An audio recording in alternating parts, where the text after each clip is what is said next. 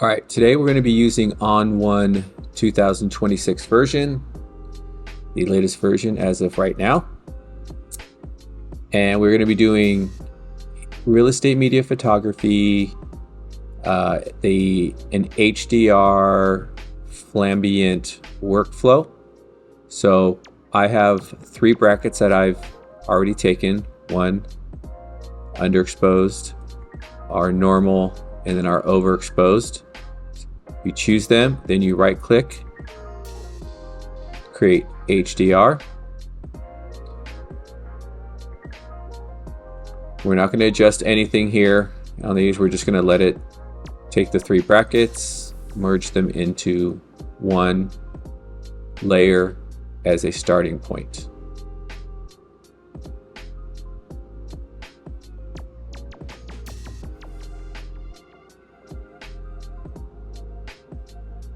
Okay, over here on the right, you can see some of our tools, and then over here are more tools. Here is our HDR layer. So first, let's correct the lens distortion by going under lens correction, clicking that. I have already set a preset for mine. I have a Canon EOS R5 with this lens, and I've made the preset as a favorite. If you don't have one, you start with here, choose your Canon or your camera type, and then once you do that, all these camera profiles will load up here. This is all built into ON1. This is not an extra install, it's already there. So you can see our image is now fixed. If you need to further adjust it, right here, distortion, so you can slide this around if it needs a little bit more, if it's not quite right there. We'll just leave it where it is. But if you do move this around and you want the quick way to get back to 0, which is in any slider, say it's over here, just double click it and it pops back. So after we do this, it doesn't really hurt to do this. I don't really ever see any difference in that. So that's all I adjust here. Here you have a few more settings. I can brighten up that vignetting. So we'll push that up. And then here, just kind of adjust a little bit more. We'll just leave that there for now. Okay. Now let's go over to effects. And this right here is what's created after you do your HDR merge. After you do your HDR merge. This is a filter, so if you click here, there's a whole lot more you can mess around with in your photography. See right here, it's right here, so you can actually add this to anything along with all these others. It doesn't have to be an HDR photograph. But so first what I do is push up the compression. You see how it brightens everything up. Detail's fine. Clarity, just a little bit, sharpen it. Highlights you can see right there. I just leave that at 0. Shadows I'll push up, making the room brighter. I don't touch the vibrance or any of this. So now I'm going to go back to here. Now this is where I'm going to drop in the flash layer. So when you take a picture, obviously I'm in this back corner, you take your 3 brackets, whether automatic or individual if you like, then you do a quick flash and it gives you the actual nice room color, where when you do HDR it creates that yellow tint. So take it, grab it, just drop it right over.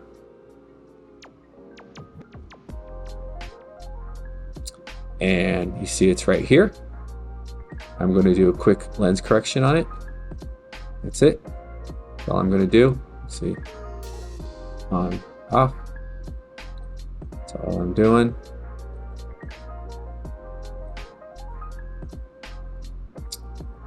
Looks like we accidentally turned that one off. There we go.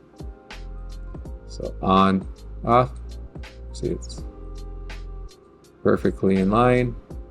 Actually looks pretty much like the other one. Doesn't look really any different after we adjusted the colors for this one.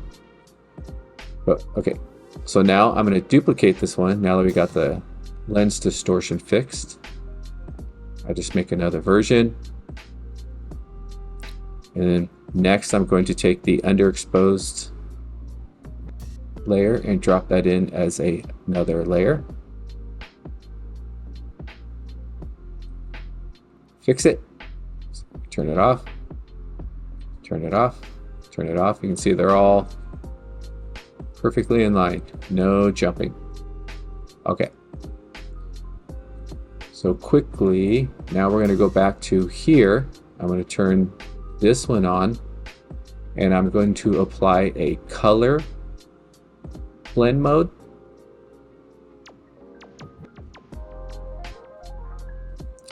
And then drop the opacity down to about 50%. This is just the starting point. You can adjust as you go on. This one is going to be my screen blend mode. Once again, drop it down depending on the image, because it's always going to be different. But this is, I use, it helps with the color, but it's also kind of a brightening boost. That's the way I put it. Then I'm going to turn our Windows underexposed layer on. Right here is your masks. I'm going to right click it and invert it. So it's still there. We've just done a quick erase of the whole thing, and then we're going to draw painted back. Okay, continuing with our Windows layer. So we have inverted the mask layer, so it's gone, and we're going to paint it back. Now we come over here to our tools. This is your masking tool, and here are various other masking tools within the masking tool. We want line mask right here. So now we're going to zoom in. Shortcut, if you hold Option and mouse wheel scroll, will do your zoom. And then to get the hand as a shortcut, you just push the space bar, on, off, on, off. So Option mouse wheel gets us way in there. And now up here, these are erase and paint modes. I'm going to put paint because we want to paint it back. And this is just a little bit of a feather when you do this. So I do like 1 or 2 points, pixels, whatever those are. And then you just start clicking around your window.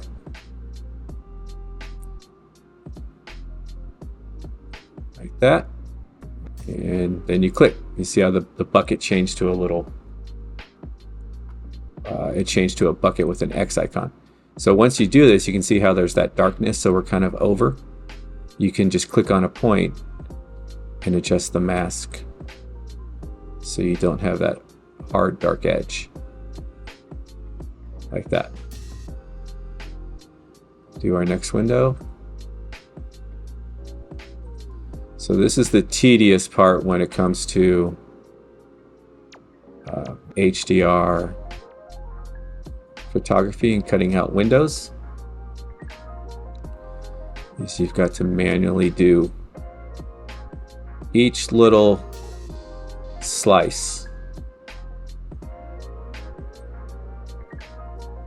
I think in Lightroom there's like a plugin that can speed this up, but I don't use Adobe or Lightroom. and that plugin is not made for ON1. So this is the way you have to do it. It only sucks when there's lots of cutouts, when there's big, long, huge, big windows and not a lot of detail. It's not so bad. So you can see right there, it's got that little bit of black, so we need to move that over just a little bit. And another thing you can do once you do that, see this little dot? When you have a long stretch of window, like if it's a big sliding door, sometimes there's this a distortion curve that the mask doesn't quite get right, and you have to grab this point and you can bend it to be better on that curve. And that's on all sides. You just have to move the mouse to get it exactly where you need to go. So coming back to the cutting out of the windows,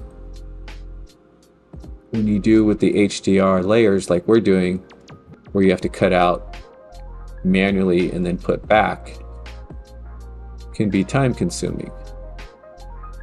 But the other way around this, which sometimes you don't always have time for, or kind of sometimes it's just not possible, if like it's just a lot of big massive windows like in an office building or something like that, not quite as easy. What you do is you have a remote flash where you can walk around to the window directly. You stand in front of it, or you find an angle and you direct the flash directly at that window. You don't move the camera, you leave the camera where it is, and you fire off a remote flash, take the picture. You'll be in the shot, but you're in a spot where you'll just cut yourself out. But what that does is it blows out the main structure framing, but the window comes out perfect. And the reason this is faster and better for most situations is you take that particular flash layer of a photo, you lay it over kind of like we did with these layers, you change it to a darken blend mode, and that basically hides, removes, and blends the blown out framing, like here and in the walls and all that. It blends it to where you don't see it, but the window is perfect. So very handy when you have something just even like this where there's a lot of cutouts, where this is very time consuming, and that's just a quick extra flash picture, drop it in, apply the darken blend mode, and you move on.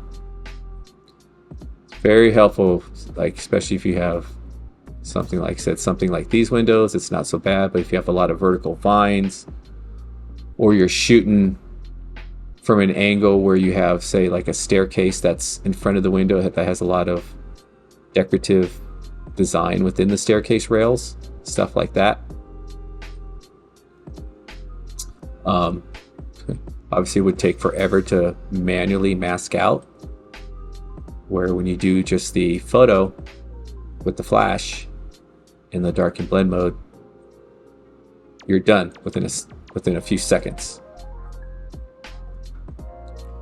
So like with this house, you're seeing I didn't have the extra time to do the remote flash for it. I only had time to get the HDR snapshot of the 3 brackets, which is what I set for this one. If you choose 5 or 7, whatever works for you. And then I do one quick flash bounce with the flash and a diffuser on it pointing behind me, so the back corner behind of where I took the photos. or set the camera up, and then it bounces and spreads out pretty evenly across the room and just gives you a little better picture in the end. So the reason I do the windows first before I start doing all the rest of the color correction is it helps you see how the colors coming along everywhere in the rest of the room. Otherwise you have just this blown out window and you're trying, kind of messes with your eyes a little bit. All right, we finished masking out each section of the window. I'm not going to worry about this up here because you're really not going to tell. But we finished out the masking. You can see the color. See if we turn off the layer. So you can see our window looks pretty good, but it can be better. So now we'll go down to tone and color, and the first thing I do is take my highlights and drop it down. So watch what happens.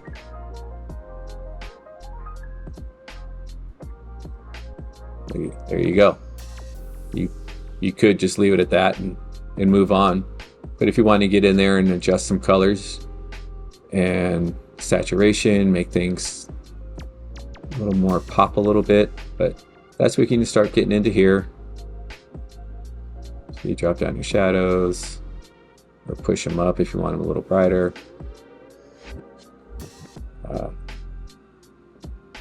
See the whites. It's really all preference on the person doing the editing, what they like. Got your mid-tones. Make it a little brighter, a little darker, like the window's tinted or something. Maybe a little bit of contrast because that'll help the colors a little bit. And then you have structure, which is kind of helps sharpen things a little bit better. You can see like it went a little blurry there. It went this way and it helps sharpen it up. That's pretty much back at 0. So you don't want to go too crazy on these, just a little bit. I'm very picky with the numbers. Like I can't have like 6 and 8 and 7. I always have to have like 5, 10, 25. Not even numbers, but just numbers that make sense to me. Haze. You can see what happens here. Drop that down. Push it up. So maybe you want just a little bit down. 15. And if you do Command Z, you can see how it pops back, and then Command Shift C is a back and forth. So Command Z, undo, Command Shift C puts it back. There you go. Say this is like too yellow or something in one way or the other. First, let's do a little saturation. Just make the colors just a little bit more. Once again, Command Z, Shift C, just a little bit. But say there's a little bit too much yellowish going on there, just drop the temperature down a little bit. Once again, undo, redo, undo, redo. So you see how I took the edge off the yellow right there. One other thing I'll do, sometimes looks good, sometimes it doesn't, is I'll actually change the blend mode to multiply. And it just gives a little bit of a contrast to it that I usually like better. You can see it's very subtle.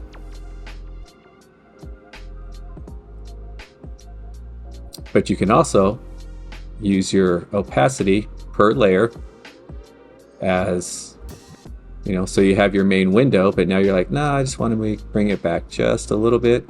If that looks good to you, that looks good. Or you leave it full. So that brings me to another point. You see how I clicked on it and the layers hid? It's kind of not obvious. You just see layers and you're like, well, where's the layers? just click on it, open, close. Same thing here, mask layers. This is new in 2026 ON1. So every time you make a mask, unlike the previous version, it actually makes it an individual separate mask layer, which can be very helpful. So you can get into that on your own, but so this is a new thing in 26. See, turn it off, turn it on. But yeah, and then here's some overlay additional options, different ways to show the mask.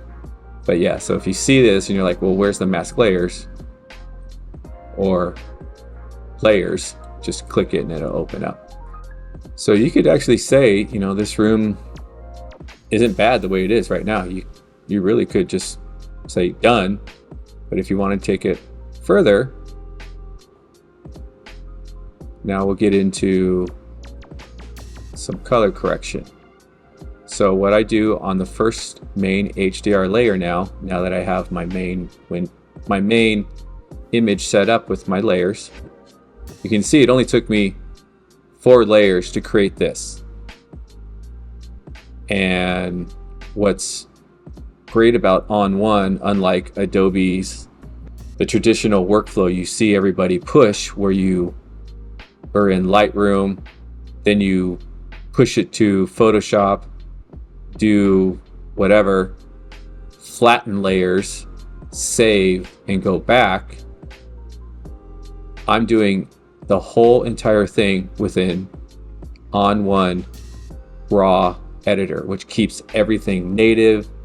You're not flattening and like, well, if you have to change something, then now you have to redo the photo over again because you've jumped to a different program, flattened your work, and then went back. So that's why this is a much better workflow.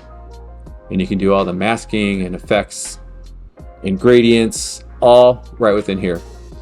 The only downfall, because it's raw editing, is unless you have a really powerful computer. I'm on a 2021 iMac, pretty powerful one, but it's a lot for it to process. Where if you're just within Photoshop, or what I actually use Affinity, it's one image at a time, so it's very fast, but that's okay. All right, so now we're on this one, our main HDR layer. Now we're gonna do some color, but so the first thing I do is adjust the yellowness, the highlights. So watch, push this over. Why is I turn those off? It won't let me grab it. There we go. We got to push our highlights over and watch the yellowness of the image. You can see it goes away. A lot of it goes away. Undo, redo. See the difference? Before, after. And like I said, once again, you could call it good right there. And we still haven't even touched any of this. I also do that purity on the color blend mode layer. It does help. Just a little bit. Undo, redo. You see how it still takes a little more edge off the yellowness. And that's it. I don't touch any other color grading on these 2 layers. That's all I do there. It seems like we're taking a long time because obviously I'm explaining it as we go, but once you get this down, you can fly through a room within probably each photo 2 to 5 minutes when you don't have windows and it's just a room. You can fly through these photos very fast. You'd be like click, click, clicks, layer, blend mode, done. And once you set these up, which I'll show you, you can save your settings per layer as a preset. So even that will make it faster, where once you kind of have your workflow for that particular property, because every property, be kind of different, you save the settings and then you just go set this up and go, apply setting and move on. Okay. So really, like I said, you could call this done. The coloration in the white that doesn't bother me, but everybody always wants to see like white because it just looks better and cleaner and all that. So we have to do it, but like I said, this to me is natural. This is what the room actually looks like. It's got the color bouncing. It's not pure white, nothing ever is, but that's just become the standard. So what I'll do to make this pure white before even touching any of this is on our main layer, back to effects, add filter, add a black and white. And you can see it makes the whole room saturated, but that's fine. That we're going to fix that. But you can see the roof is now a white. So once again, let's invert it. It goes away.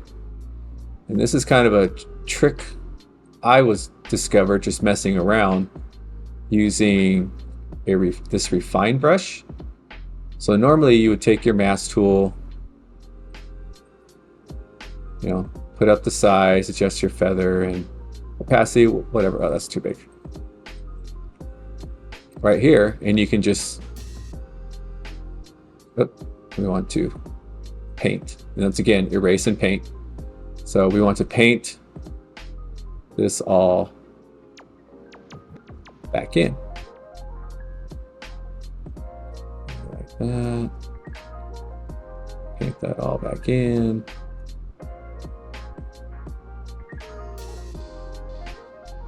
And let's see how that looks. You can see right there, it kind of shows you a little preview. You turn it off, turn it on.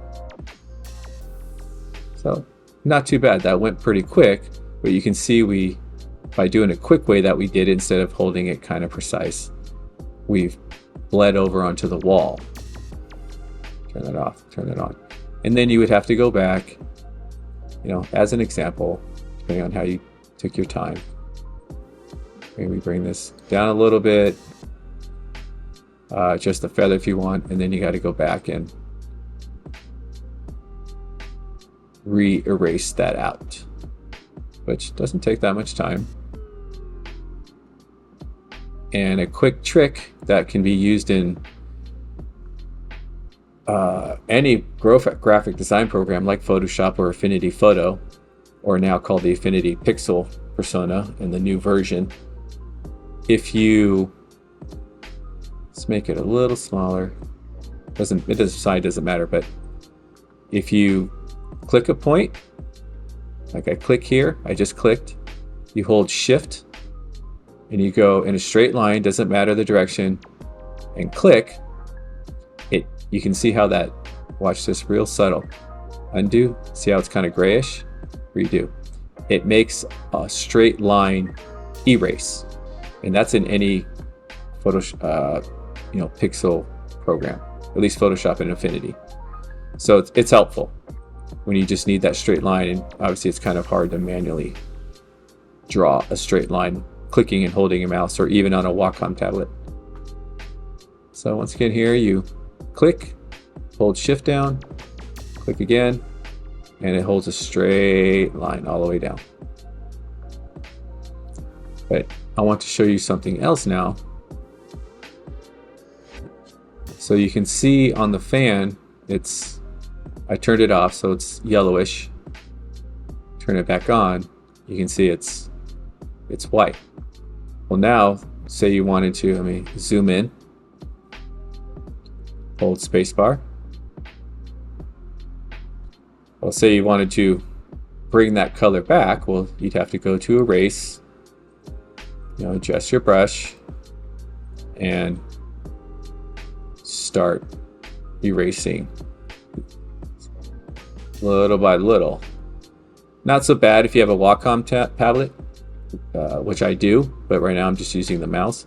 So that's okay because it's more natural to the hand. But a quick way, I'm gonna undo that.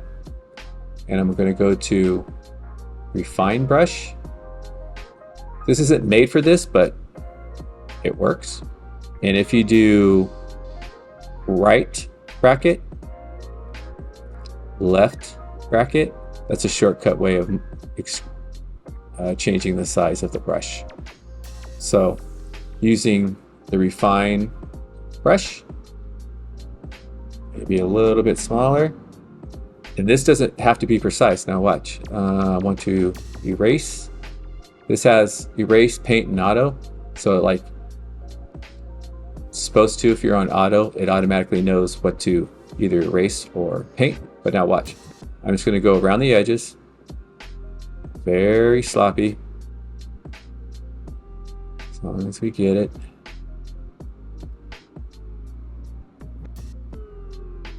You don't have to color it in, you just got to go around the edges.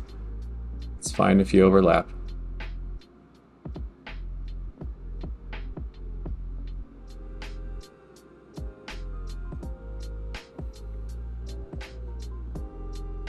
Just draw a beginning and end point, connect it. Now it thinks, and look, see how it came back? If I undo, redo, but you can see it didn't bleed over like when you use just a normal brush.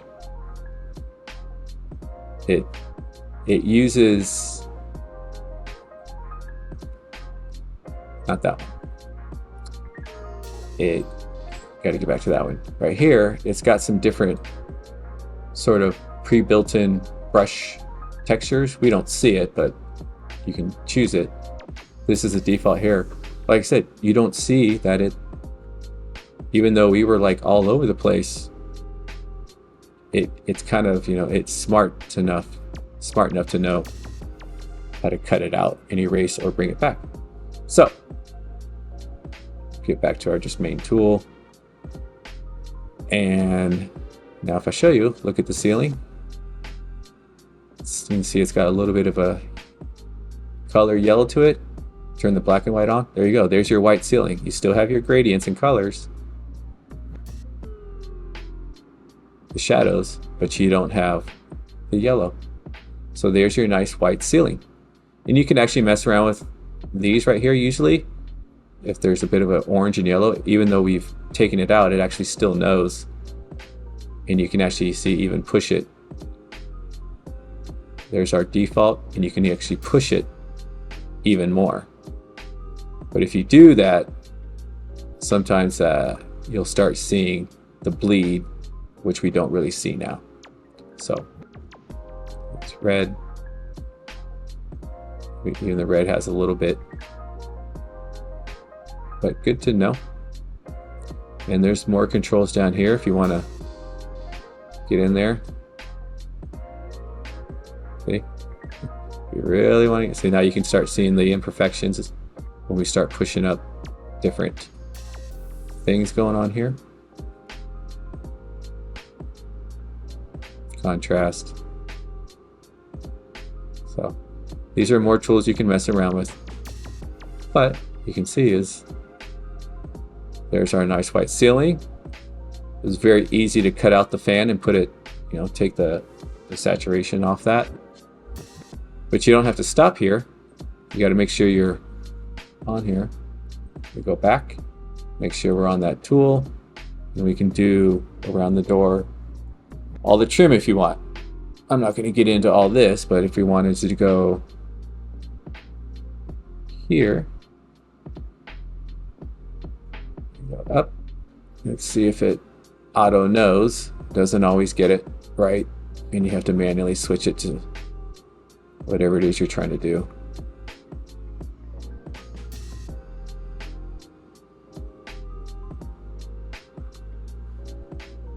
It's kind of hard to tell if it did it or not. Yeah, it did it. It's very subtle, but you can see that it did it.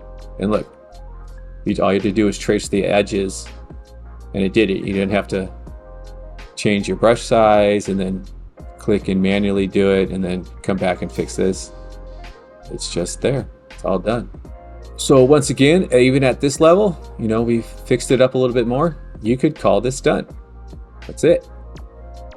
Like I said, once, other than the windows taking a few extra minutes, if you didn't have windows, this whole image, once you have the speed down, would be done.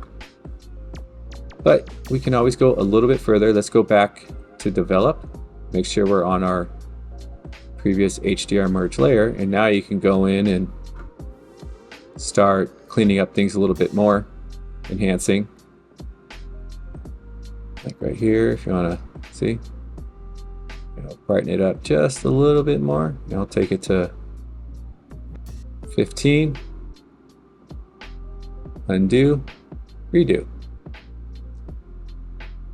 There you go, brighten it up.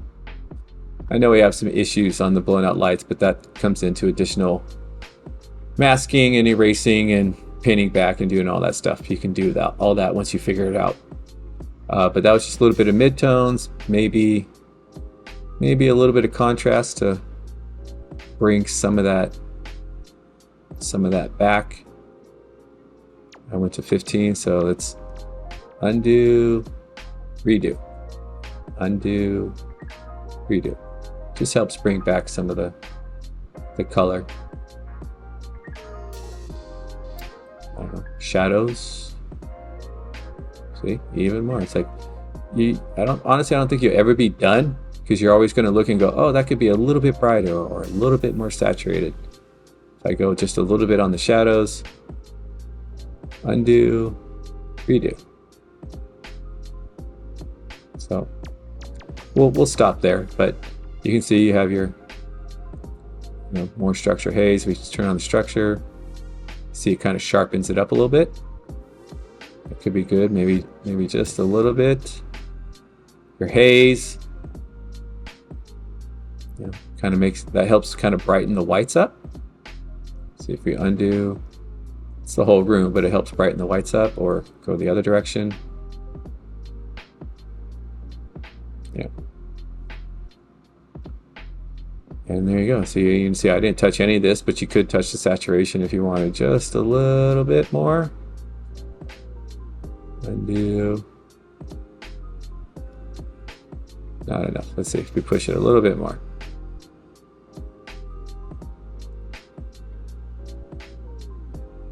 Very subtle, but double click to auto reset that back. And there you go. Now, if you want to check your work, like a before and after, this is per layer. Right here, the little eyeball. You have to click and hold. And you can see before, after, before.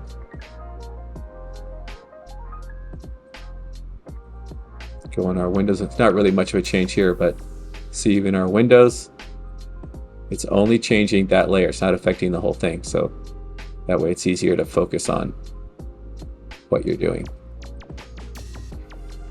And you can see I didn't bother masking out the string. You could get in there, but we're not getting into that kind of detail. As well as kind of up here, you can do a little bit of work there to help that pop through a little bit better the outside. But there's your image. So watch. Now I'm just going to click on here. But now if we turn off our screen layer and the addition of the flash in there, helping the light bounce from behind us forward, helps brighten up the room. Where normally, let's turn off the black and white. This is all you get with in HDR. And you can do some color, some curves and help fake brightness in there. But this is HDR. Now just that extra flash pop.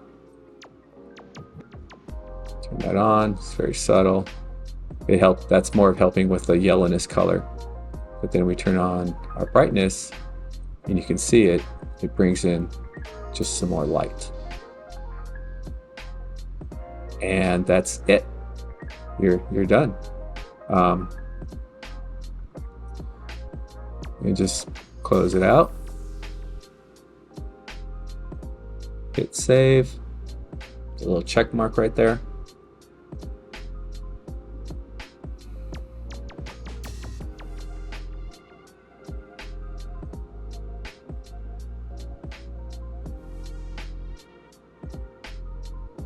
And so what it did, I didn't point this out before, is when you make that HDR merge layer, is it's a brand new on Photo 1 extension, which is like a Photoshop layered file.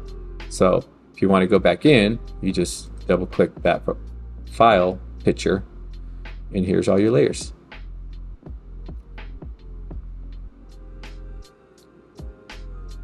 So looks like we lost our lens correction. Just turn it back on. No big deal. So there's your room. Like I said, realistically, this room, because of the windows, could have been done, in about 5 to 8 minutes, cutting out the windows, including cutting out the windows. Remember, when you got 20, 25, 30 photos, you start getting pretty quick. And yes, we have the AI online, like Auto HDR, a couple of those sites, and those do a good job, and they're getting better and better. And I don't use them, but maybe if I'm in a squeeze of time, I would. But they're still not there. They've advanced very quickly, but they're still not there. You don't have any control over the individual colors like we did here, the layers and doing all that. Whether you do this yourself or hire an assistant, whatever, but I like to do it myself, at least for right now. I'm not that busy to where I don't have the time to do it myself and still be fine with work. So there you go. But let's show you the presets. So you click on a layer right here. I'm on the main HDR. You go settings, save settings as preset. And here you can select one that's already made, but right here, see add new category, so we'll call it my RE presets. You hit OK, give it a name.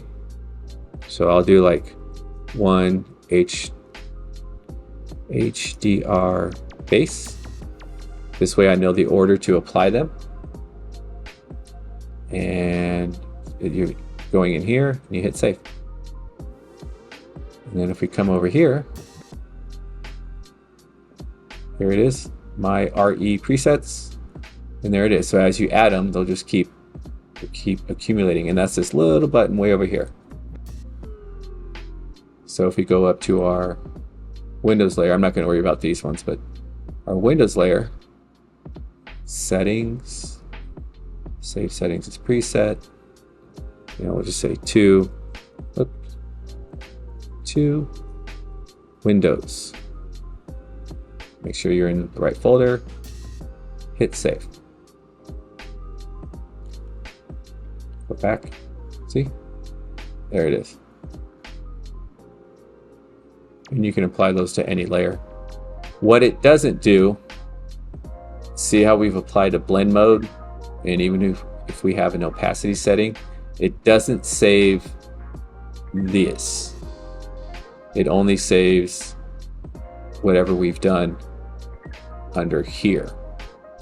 So that's a bit of a bummer. Each time you got to remember, like, what was your blend mode you had, what was your opacity, and so on. So once you're done, I showed you the settings. Let's get out of this. Saves it. Now make sure we have our image highlighted, which one we want. File and export. So here's your ON1 export window. These are just presets. You can make your own just by clicking on it, unclicking. But choose where you want it. I was going to save it right here. Here's your file type. Different different profiles, and you can actually save. Right now we're just going to go straight, not raw, but the straight full size, full resolution, just in JPEG format. But if you want to resize, you click this, change some settings, and it'll change it. And then obviously other metadata. If you want to watermark your photo, you can do that. Go through here, apply your own logo so people can't use it without paying. There's add watermark. So that's up to you. And here's your quality per photo setting. You could leave it at 100, but you could go down to, usually I see 80 as a good point where it's still very high quality, but the file size is greatly reduced. Once you start going under 80, you could start seeing a little bit of pixelation and artifacts in the image. So I just leave it there. And you hit export. So you can see it's working.